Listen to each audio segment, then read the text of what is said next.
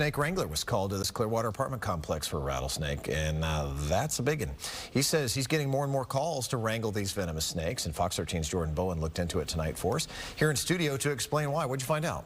Well, Mark, Jeff Weldon with Weldon Wildlife Removal says it comes down to two things: the colder weather and the boom in construction across the area.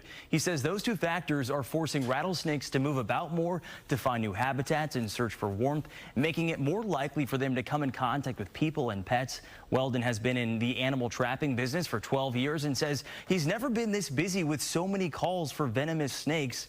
Typically, he says they average about one call a month to remove a venomous snake. In the last 6 months, he says they're averaging about 1 to 2 calls a week. They're going into residential areas where their food source is. There's no forest left in Pinellas County. It's so densely populated that there's no woods left, to have a habitat for these animals. So they're popping up more and more in backyards.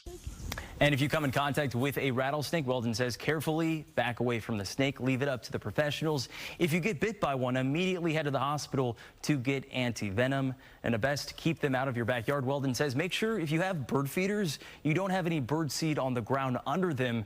That can sometimes attract rats and in turn attract snakes. In terms of numbers, according to the Florida Department of State, the state averages about 300 venomous snake bites a year. Mark?